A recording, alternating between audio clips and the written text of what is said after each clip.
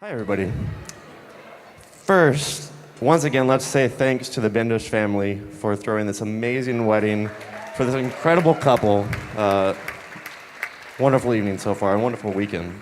I'd also like to thank the Bendish family for building on some stories that I got here. So, lots of backstory. You'll hear what I mean when I get there. Polly, you make a beautiful bride. Scotty, you're lucky she agreed to go along with this. If it's true that you can really only kid the people you love, then Scotty, consider the next few minutes a loving bear hug via spoken word.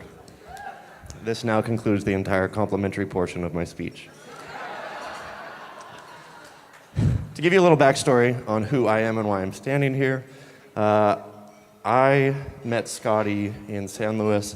I can't actually remember the details of when I met him, but I do remember I met him and he had shoulder-length, toe-head hair, and I thought, wow, this guy's part of Boogie Nation. He also kind of looks like Donald Trump. It's like this weird genetics experiment got put, and then we got Scotty.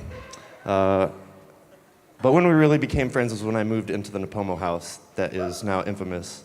Most people here probably actually spent at least one night sleeping in the shed and or at least that table.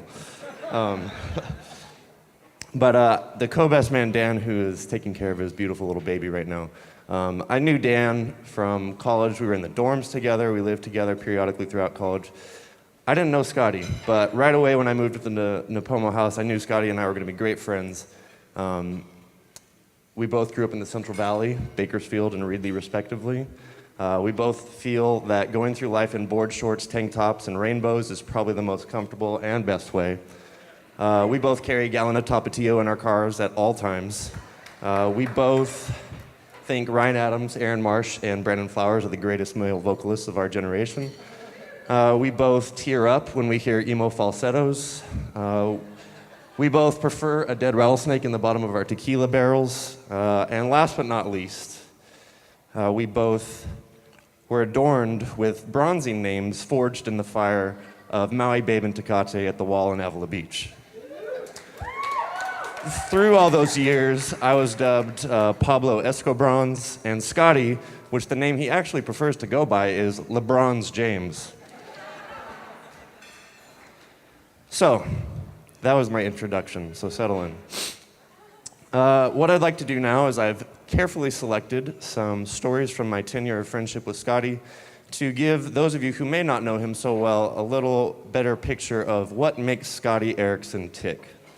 For those of you who don't know him, you may want to get out some note-taking paper, maybe voice recording, because you'll probably want to come back and ask Scotty about these. Those of you who do know, like the Brick House version of Scotty, this will just be a sweet time of reminiscing. Number one, Scotty may appear like he likes to eat high-class foods, you know, Kobe beef, Kumamoto oysters, drink fine wine, sip 25-year-old scotch, all these things. But the culinary delicacy that Scotty prefers the most has to be al pastor tacos. If you've ever been anywhere on this planet with Scotty, you know that he knows exactly where to find the dirtiest Mexican food at a moment's notice. In fact, in this technological age, if Scotty was an app, the Scotty app would take GPS and find the taco truck nearest you at any hour of the night, and it'd probably berate you with facts about out-of-print currency while you were on your way there, and wristwatches, which Scotty calls timepieces to make it actually feel like they're worth talking about. And then you'd also, once you get to these al pastor haunts with him, realize that he thinks there's a directly proportional relationship between how good the tacos are and the increased risk of contracting a GI parasite. Scotty also may appear to be a well-groomed congressman, drives a German-engineered sports car, lives in a classy condo in Hermosa Beach.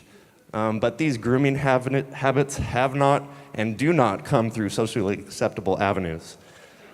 In the years, and I'm talking years here, I lived with Scotty, I never once saw him use any sort of tool to trim or clip his toe or fingernails. If you've ever watched TV with Scotty at the Napomo house, you know it was Nalgene bottle next to him and picking his toenails constantly. I never once saw him actually bite his toenails, but I have a large suspicion that that was when people weren't looking. And don't laugh like this is a rare occurrence. No. Anytime you walk barefoot through the Napomo house, you had to like step lightly because there was so much nail shrapnel embedded in our carpet that we dubbed this stepping on a landmine.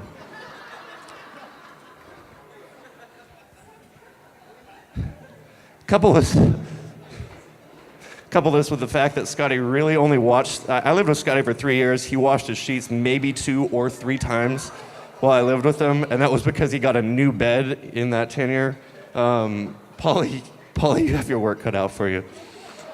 And I won't even get into the extreme efforts this guy goes through to trim his back hair, which he calls angel wings, making it no less disgusting.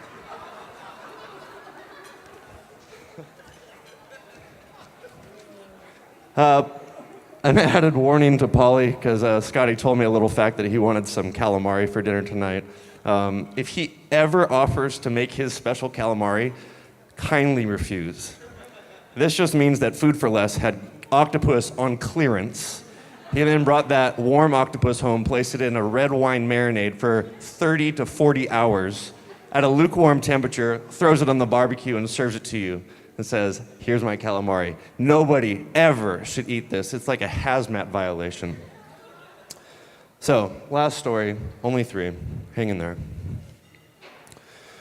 Scotty may appear throughout today and through his life that he's cool, calm, and collected, but there's a fire behind those eyes that when you ignite it, it's almost impossible to extinguish. I've seen him mad twice. I'll tell you one of these stories. One of them, we almost get in a fight after a basketball game in an intramural basketball league in the parking lot. This guy was a jerk. He deserved it. But anyway, here's the story. Scotty and I, we live with Dan, who's not here, but we also live with Chino, who's over there. One night, Chino, who had millions of hippie friends, approached me and Scotty and wanted to throw a going-away party for one of his hippie friends. Scotty and I reluctantly consented to this idea. Needless to say, I really can't remember the exact details, but I do remember that Scotty and I decided that it would be better just to leave the hippie friends to their hippie things. So we went our separate ways that night. I returned home earlier in the evening, and to sounds of weird hippie techno music blasting into the streets, there's like patchouli oil, incense, sandalwood just billowing into the streets. I did a quick survey of the house, make sure nothing's damaged, nobody's stealing anything. I can't find Scotty and Chino anywhere, so I was like, well, let's just leave the hippies to their hippie things. So I go to my room. 10 minutes later, I hear pounding at my door. It's Scotty, and Scotty is pissed. What I find out is that there's 2 cop cars outside, and if we don't get these hippies out quick, we're getting ticketed. So we go kill the hippie music, try to find Chino to help us rid our house of this hippie infestation. Chino's nowhere to be found. What we find out from one of the sweaty hippies is that Chino has left the party he planned at his own house for his own friend to go have what he would dub sexy time.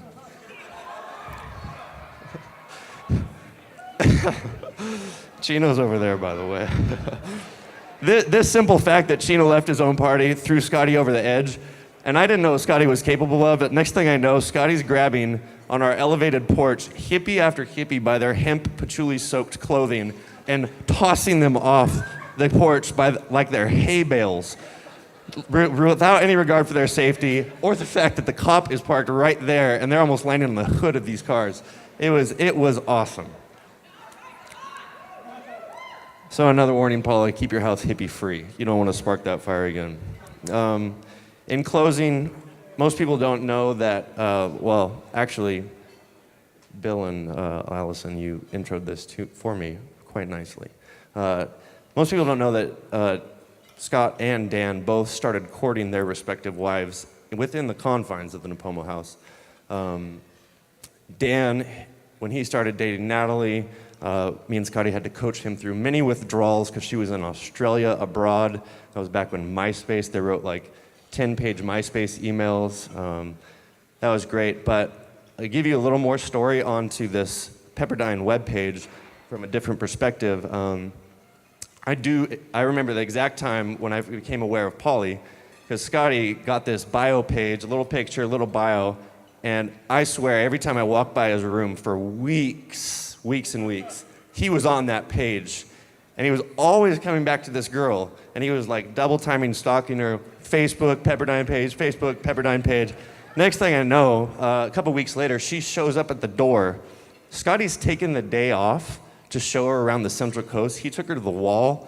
I mean, first of all, he was stalking her very heavily.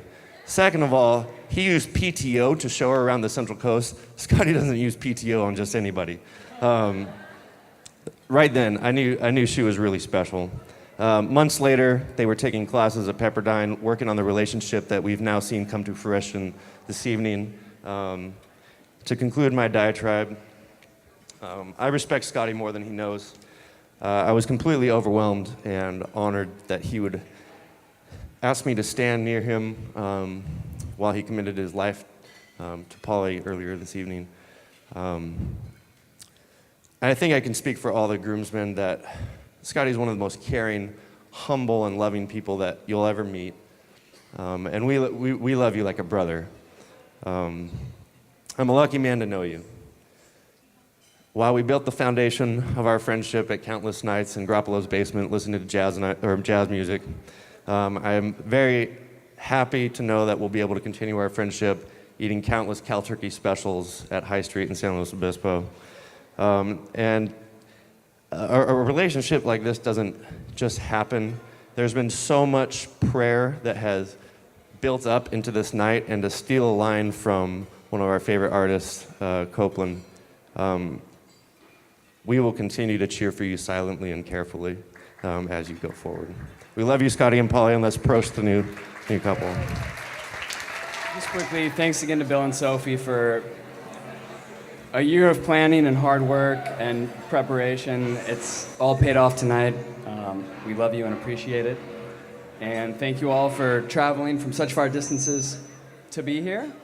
We'll see you on the dance floor. Thanks. Okay.